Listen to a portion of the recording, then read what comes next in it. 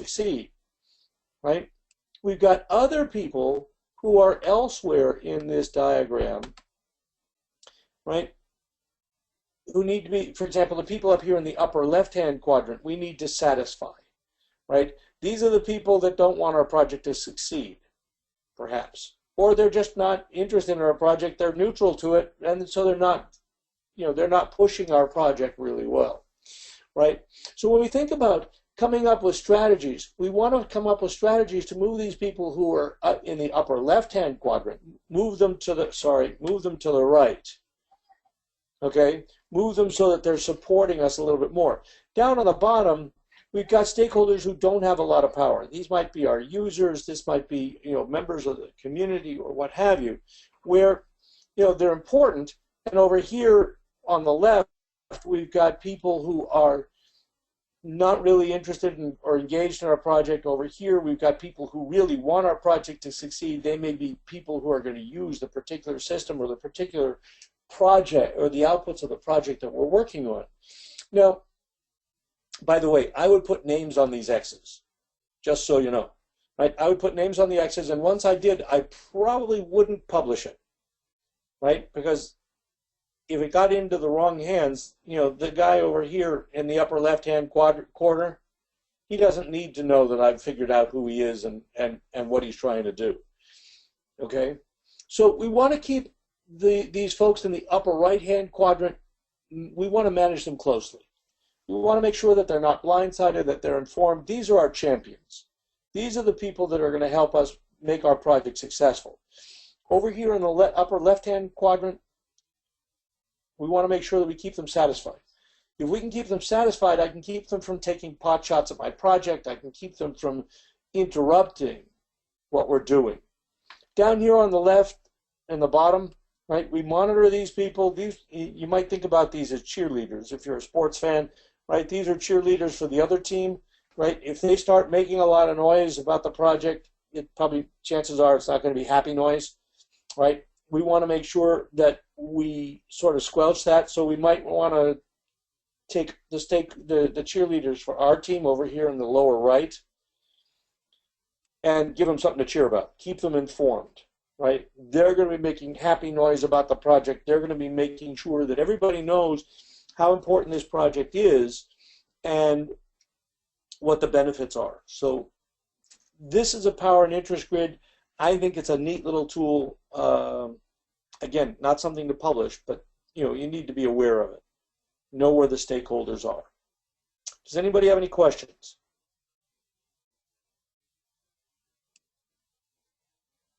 I'm not seeing any yet.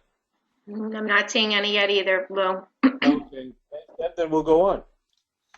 All right, so one of the things that's really important to do as we're starting a project is to know why we're doing it, right? We need to know why our project is being done. And so, there's a tendency among many business analysts and some project managers to go out and start dealing right away with the what's of the project. What are we going to do? What are the features that we're supposed to deliver? What are the aspects of this product that we need to be aware of and start building in? And I think that's premature. I think we need to know why first, and then we're going to figure out what, because the why becomes the backdrop information for the what's. Okay? I hope that makes sense.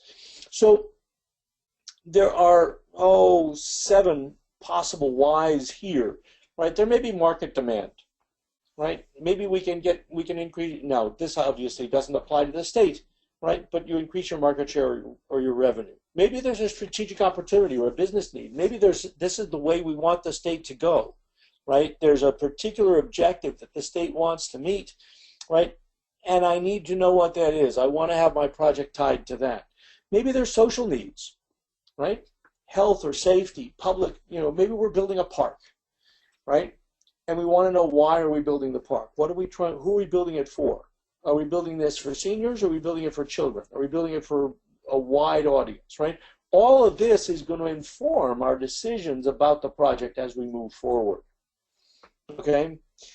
Environmental considerations, right? What about the ecology? What about the environmental impacts? Maybe we need to have an impact, and maybe that's why we're doing this project. Maybe we've had customers or our constituency request certain things, right? There's a need out there that we have to meet. Maybe there have been technological advances, and I'm sure many of you have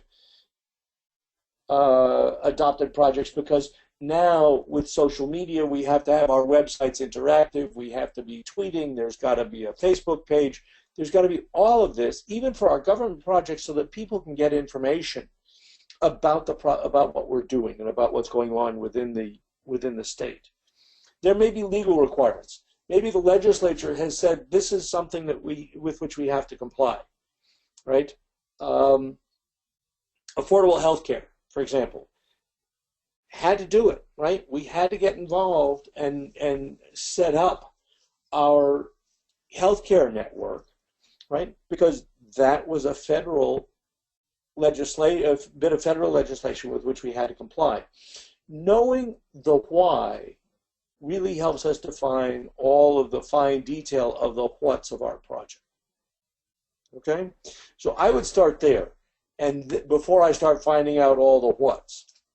Now, the business need, this why, is a requirement. And requirements are generally statements, here it is in the gold bar in the middle, right? A condition or capability that's required to be present in a product, a service, or a result to satisfy a contract or other formally imposed specification, right? So we need to understand, as we're gathering requirements, both business requirements and user requirements, right, what it is that our stakeholders need us to do for them, right? Generally, they're formal statements that we can use to understand what we need to deliver, right? Questions? All right.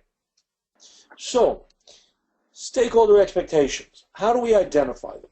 Well, sometimes our stakeholders will already have ideas about the project before we start, right? Many times our stakeholders will tell us not only what, but they'll tell us how they want it done. Now, I'd like to have my stakeholders basically stick to the whys and the whats, right? We'll figure out what the hows are. And if we need to, if it'll be helpful to them, we'll go back to them and we'll say, here's how we project that we're going to meet your need. But first, we need to be clear about what we're doing, okay? So if we start with our stakeholder register, our list of our stakeholders, and the project charter, which tells us at a very high level what it is that we need to do, I can then start figuring out which stakeholder has an impact or has requirements for a particular part of the project, and that's going to help me map my stakeholder expectations. It's going to help me make sure that I haven't missed anybody, right? That I've gotten all the little bits of requirements that we have for this project so that everyone's needs are met. Now, when we think about our requirements work plan, which is an integral part of the planning of how we're going to do our requirements,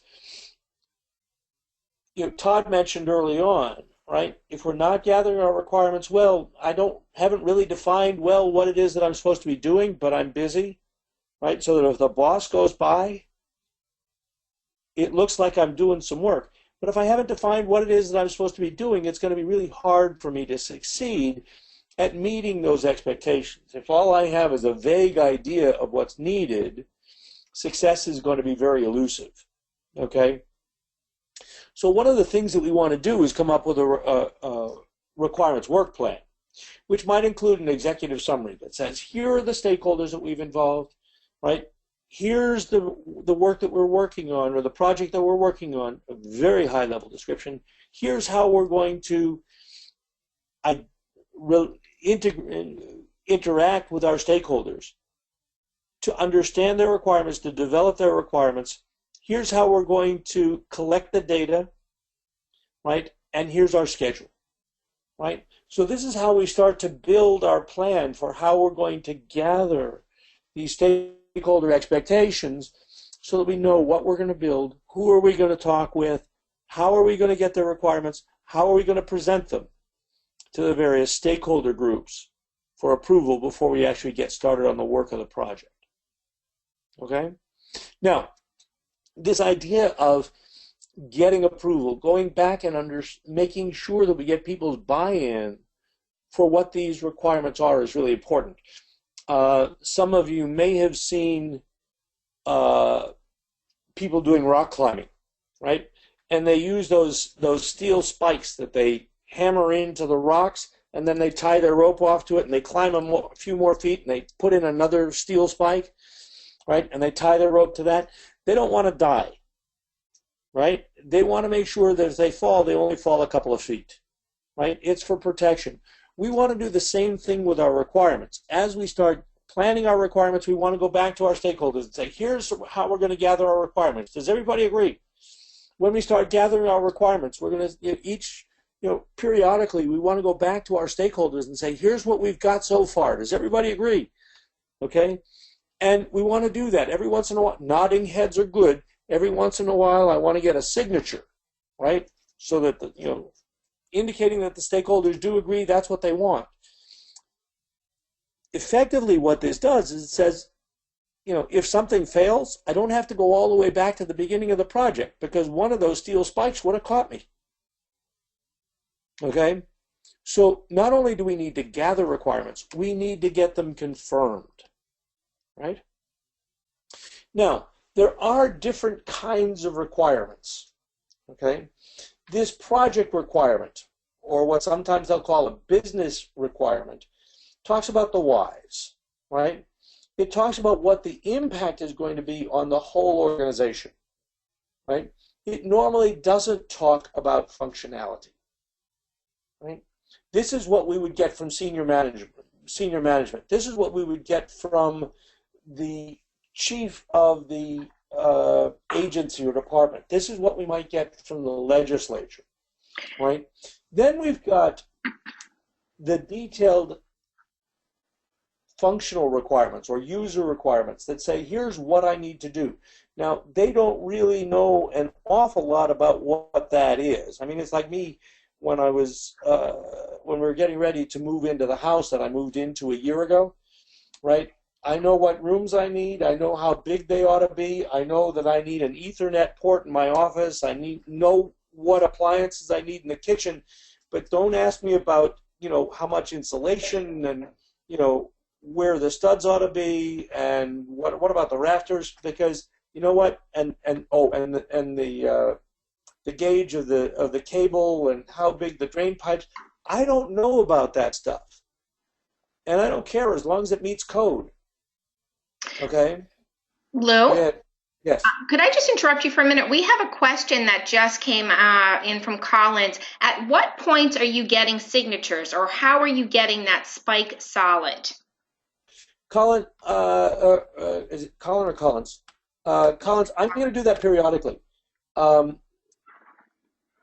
don't need it all the time, but if I'm going to do a formal review, right, I want to go back. For example, Collins, if I were talking to you about what your requirements were as I was leaving the meeting, right, even that day, as I'm leaving the meeting, I would say, Collins, just to make sure, this is what I've understood from what we've talked about. Is that right? And at least get clarity there, and at that point, a nodding head would suffice. Okay? When I've compiled a bunch of requirements for a number of stakeholders, and we actually start doing a review, and maybe we've got a focus group going on or something like this, and we're saying, here's what we're thinking. Does everybody agree? Yeah, everybody agrees. That might be where I want to think about getting a signature. Obviously, we don't want to get a signature, every day, every week. That would get a little bit excessive. But certainly, when I've got a pretty good idea of what all the functionality is, I'd want to get sign off on that. I'd want to say, is there anything else that we need?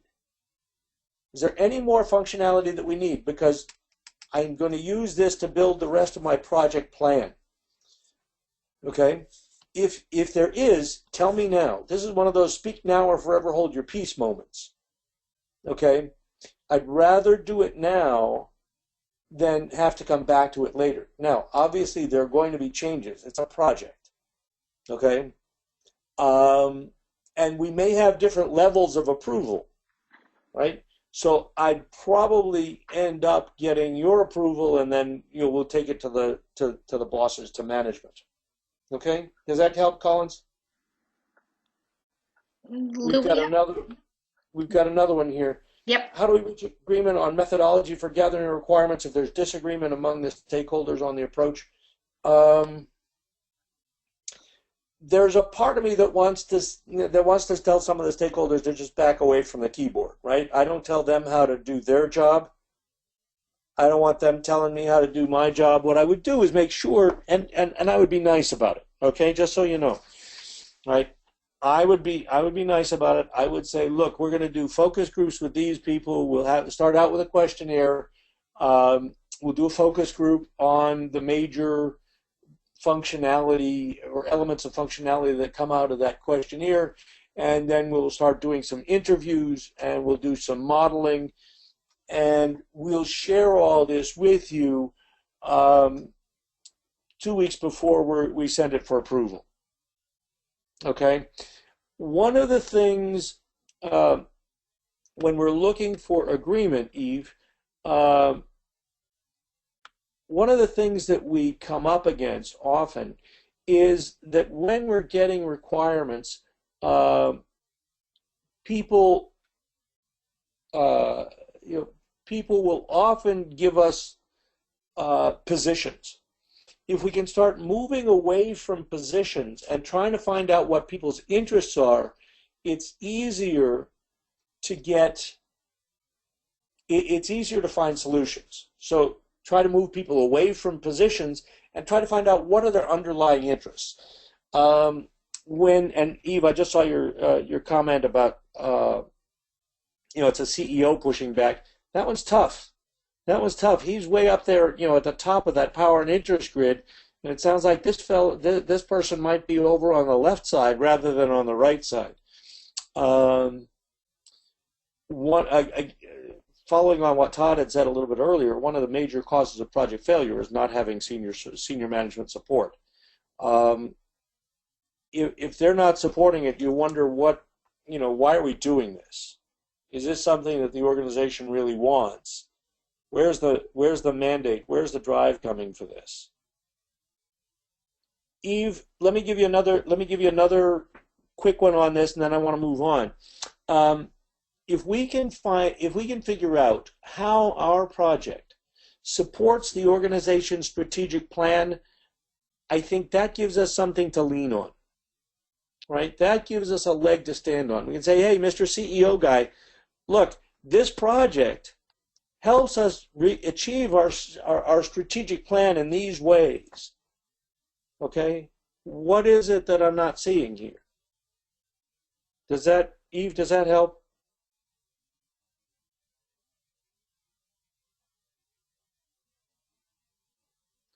Again, I think if we try to understand what their interests are, rather than positions, I think that's going to go a long way.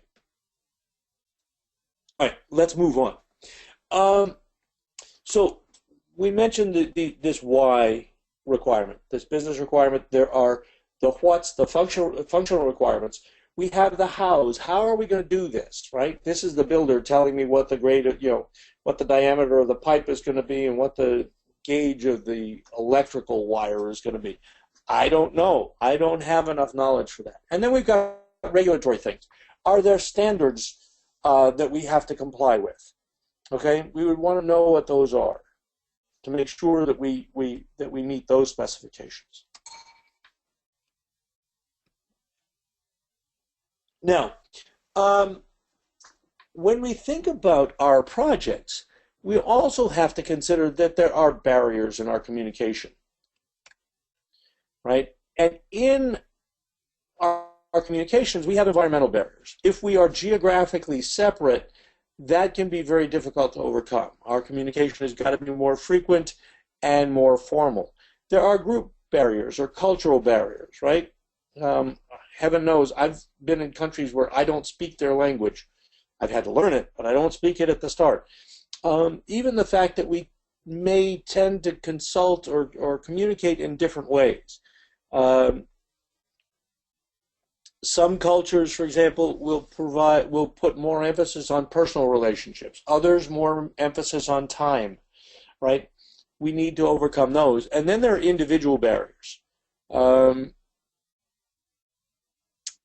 There are people out there whose voice is grating. We may not like the sound of their voice.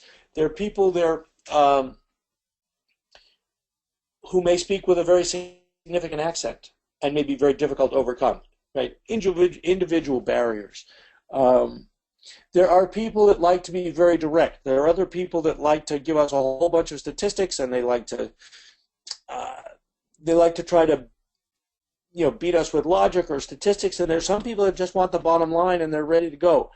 There are just a lot of barriers that we have to consider. So we have to know our stakeholders, and what kind of communication they like the best.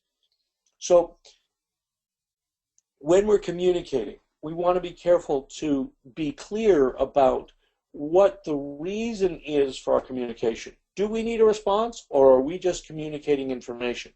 If I need a response, what kind of response are we trying to get? Right? Am I looking for nodding heads, or am I looking for a signature? Right? Am I looking for approval and funding, or is this just an information meeting? We need to think about the stakeholder needs for information. What are the elements of information that they need in order to be satisfied with how the project is going, and what's their availability?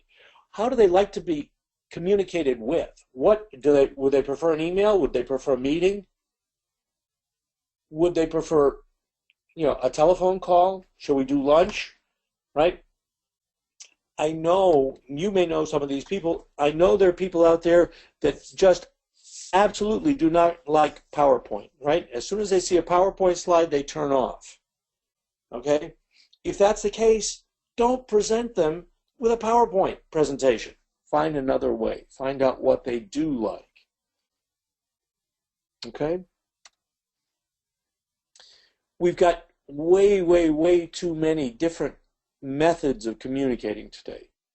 There's email, there's tweets, there are text messages, there are phone calls, there's voicemail, there's video conferencing, there's audio conferencing, there's Skype, there's Messenger, and by the way, we can still use the telephone, we can still have face-to-face meetings, and there are still conference calls, right?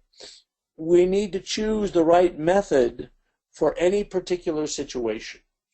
Right? To get the right amount of bandwidth and to manage those stakeholder expectations. If I'm there, I can manage it. If I'm not, it's a little bit more difficult. Questions?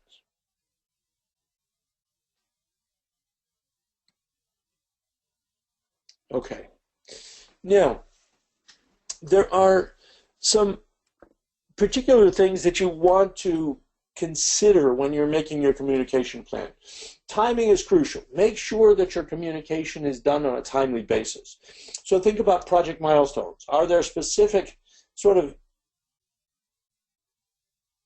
what do I want to say, dates or deliverables that we're completing that would say, oh, the stakeholders ought to know about these? Are we having stakeholder status meetings with our stakeholders? How frequent are those? What's the best way to get that information to them? Do we have external reports, either to management or to external stakeholders, right? And what's the frequency, right? Be on top of this. We can make our lives much easier if we're communicating effectively in a timely manner rather than retroactively or responsively, responding to their needs rather than being proactive about it. Okay, so if we think about some of the timing issues, there may be quarterly meetings annual meetings. There may be fiscal year-end requirements for some of our projects, right? Particularly in the government, where you've got funding that's done on an annual basis, and reporting that comes up to that. There are probably reporting requirements that you have on your projects that are where the timing is very, very sensitive. Make sure that we're meeting those. Now, when we think about how a team starts, right, there may be communication barriers. There may be communication barriers within the team, right? As teams start up, we're talking about group and cultural barriers. As teams get started, right, we form the team. It may be, we have a kickoff meeting, and, people are just trying to figure out who's on the team, right? Who's running this show? How are people going to react to each other? Some people in this storming phase of team development start resisting the group. Okay, so we have to have them play nicely in the sandbox. Okay, so we start to get this group to begin to coalesce into a single entity that we can work with. As we start moving into norming, they start accepting the team concept and that's what we're going to be doing. And then finally we get out into performing, where we're actually diagnosing the problems, solving the problems. My job as the project manager or business analyst is to make sure that the team itself can actually complete the work of the project. I become a facilitator, right? My role changes as we move from forming, storming, norming to performing, okay? And this is not necessarily linear, right? We can come back to different aspects of these different roles, okay? Now, they talk about emotional intelligence, right? If your experience has been anything like mine, there are times when you wonder if you're talking to an adolescent or an adult. We need to have mature discussions on our projects. We need to be self-aware. I need to know about my emotions and how they affect other people. I need to be able to control my emotions, right? Not have anybody else control them, and make sure that I can, as it suggests here, suspend judgment, right? And don't let my emotions get the better of me in these situations where, being in control of your emotions is going to help. We need to know how to motivate people, how I'm motivated, right? And how other people are motivated. Are they motivated by money? Are they motivated by status, by working on something significant, by publishing, right? Are we able to empathize with people? Are we able to understand where they are and what's going on with them, right? So that we can, if somebody is in a bad, state at this point, we know that we have to be a little bit more careful, right? And then there's social skills. And certainly as business analysts and project managers, we need to be really sharp on our social skills. We need to be able to manage relationships, build networks of people, and establish rapport with the different stakeholders that are on the team. When we think about managing issues, right?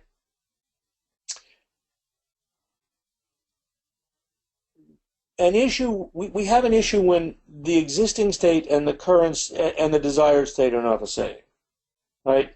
There's a problem. There's something that we have to solve, right? We have an issue. Now, this issue is a result of there being a difference between what the reality is and what the stakeholder expectation is, right? If we produce a product that is white and the stakeholder expectation was that it was going to be green, there's an issue, okay? There can be issues for a lot of reasons. They can expect that there was going to be a particular element or functionality in a system, for example, that just isn't there, right? I thought the car was going to have 4 doors. It only has 2. Uh-oh, right? There's a difference between that expectation and reality. That's an issue that we have to manage, right? What we have to do is try to understand what that stakeholder expectation is. We might think about whether that's a real difficulty, a real issue. Is there something that we can do? What are the possible solutions to this issue, right? But certainly we have to understand what it is first before we can actually come up with a decision, right? So understand what that real issue is. What's the real problem here, right? Rather than just addressing, what may be an emotional statement about what they're feeling right now, which I don't have much control over, right? Understand what the real issue is. Now, Eve, this may address one of the things that you were talking about with your CEO, right? Often people have agendas that are not clear at first, right? They may say something, but there may be something else deeper that's underlying that. We need to understand both of those things, right? We need to understand what's going on underneath. What are they really trying to do? So, particularly if somebody says something inflammatory, chances are they don't mean to be inflammatory, but there's something else going on, right? And we need to understand that, right? Because otherwise, we can get into a flame-throwing contest, and that doesn't solve anything. Now, I mentioned positions and interests a little while ago, right? Positions are where we say, this is the way it is, period, end of story. And it's not going to change. Interest is where we say, all right, here's what I'm trying to achieve. And our interests tend to be more flexible. We tend to be less personally involved, less emotionally involved in our interests than we are with respect to our positions, right? If we think about, and I've got to do this really quickly because I see time is winding down. If we think about a labor strike, for example, think about the one that I like to use is the strike in the National Hockey League a few years ago, where they actually lost half a season, and they were arguing over a few $1 million, but lost 10 to 20 times more than that because they lost half a season of play, and that's money that they're never going to see again. Because and what happened was they were negotiating based on their positions, right? Both parties were interested in making money, and both parties make money when the players play games, right? Hockey games, right? So had they understood what their interests were, they could have solved that much more quickly and actually come up with something that was better for all parties, right? Now, if we come to a situation where the problem is reality, right, then we have to figure out what needs to be fixed. Okay, new needs, as it mentions here, new needs may be beyond the reach of the original project. Okay, it may be that we have to rework it. Right? If the reality is they asked for green, we delivered white, we've got to repaint it or negotiate it. Okay, it happened in my house. They painted part of the kitchen the wrong color. Right? We were told they would repaint. Okay, they finally got around to it, right?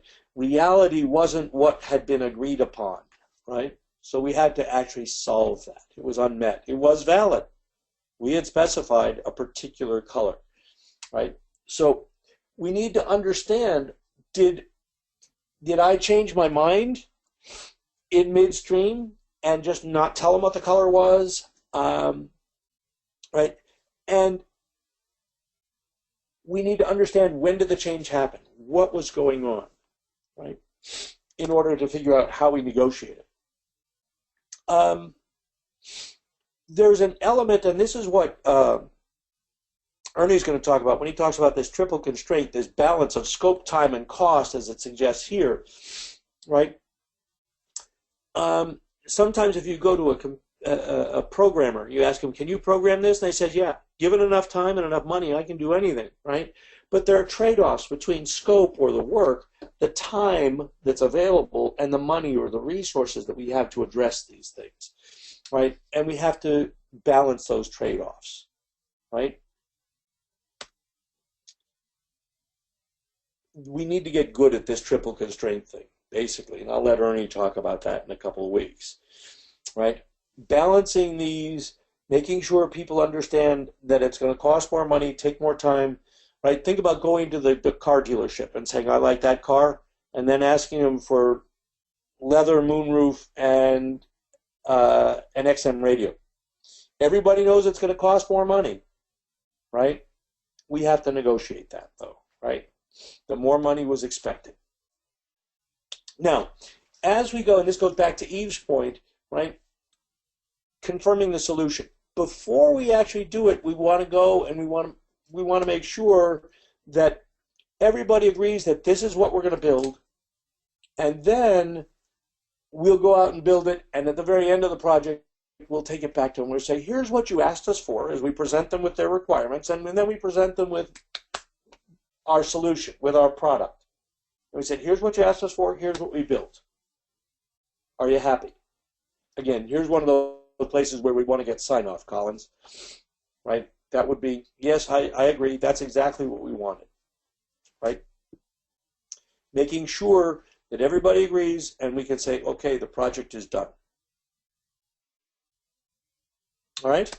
Now, here's a summary of the tips that came in along with the, that were buried in with the slides that came up in the little gold boxes, right?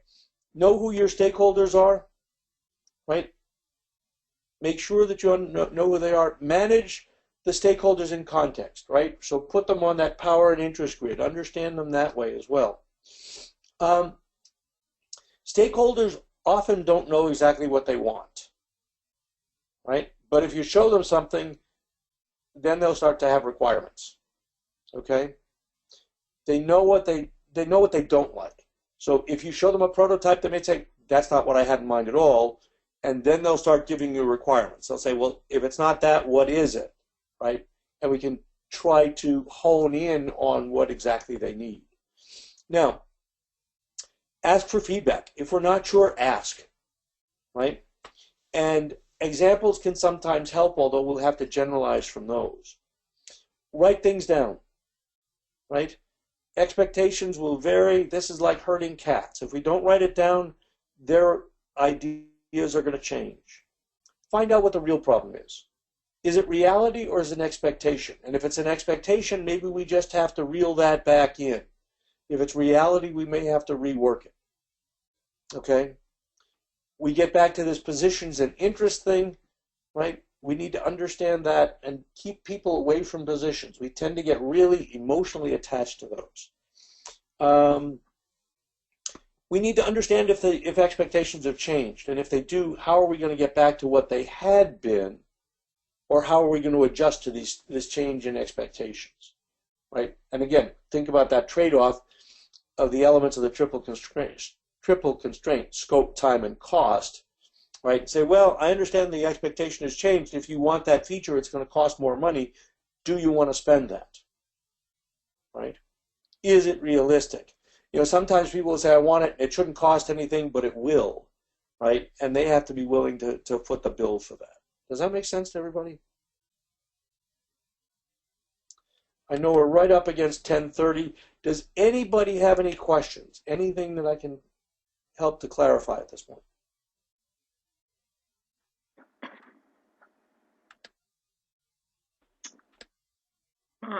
I'm not seeing any questions yet, Lou. Okay. There is a handout here if you want. It's just an interesting little tool that you might want to think about using. It's a prioritization tool. It'll help you prioritize requirements or projects, or where your son or daughter is going to go to college. I think you'll find it fun. I think it's pretty self-explanatory. I want to thank you all for coming. Thank you, Todd, for having me. Thank you for your help, Deb. You're welcome. You're welcome. Everybody, thank you for attending today. I'll remind you that I will be sending out a recording of this as well as the slide decks. And Lou, I'll ask you to send me that spreadsheet as well, just in case the people weren't able to get the handout off of this presentation. And lastly, we'll remind everybody, if there's anything else that you need, please contact me and let me know. I'll help in any way that I can. I'll be back in touch with you about the next webinar. So thank you, everybody, and hopefully we'll see you soon. Thank you. Thanks, everybody. Bye.